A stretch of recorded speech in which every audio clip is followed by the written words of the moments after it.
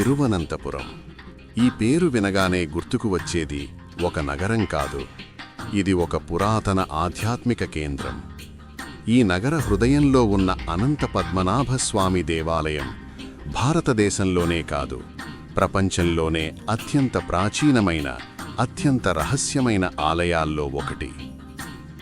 పురాణాల ప్రకారం ఈ ఆలయ స్థలం మొదట అడవులతో నిండిన ప్రాంతం.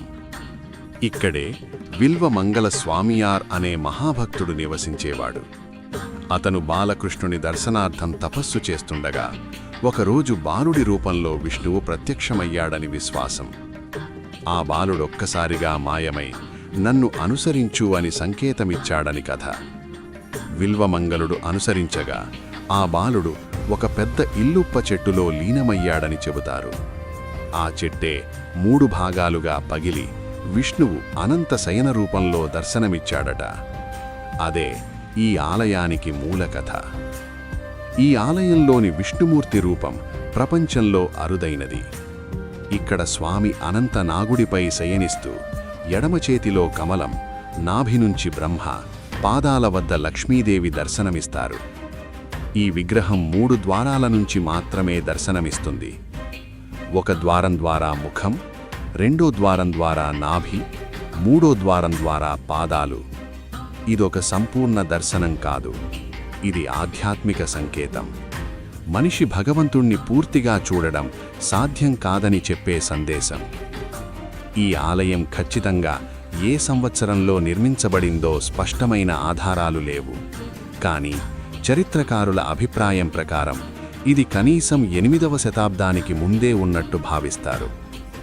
కాలక్రమేణా చేర, పాండ్య రాజవంశాల ప్రభావం ఈ ఆలయంపై పడింది.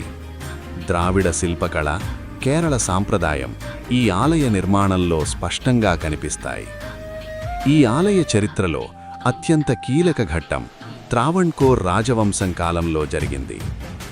18వ శతాబ్దంలో మార్తాండవర్మ మహారాజు తన రాజ్యాన్ని పూర్తిగా శ్రీ అనంత పద్మనాభస్వామికి అంకితం చేశాడు.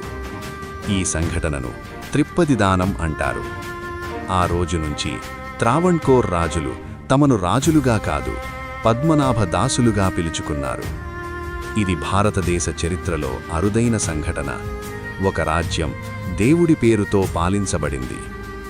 శతాబ్దాల పాటు రాజులు, వ్యాపారులు, భక్తులు తమ సంపదను ఈ ఆలయానికి సమర్పించారు. యుద్ధాల సమయంలో విలువైన వస్తువులను రక్షించడానికి ఈ ఆలయ భూమి కింద భద్రపరిచారు. ఇలా ఏర్పడినవే ఆలయం కింద ఉన్న రహస్య గదులు. ఈ సంపద ఒక్కరోజులో చేరింది కాదు, ఇది వేల ఏళ్ల భక్తి చరిత్ర.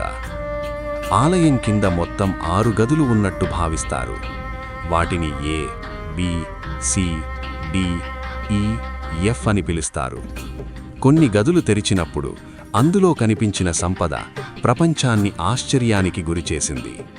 కానీ B గది మాత్రం ఇప్పటికీ మూసే ఉంది.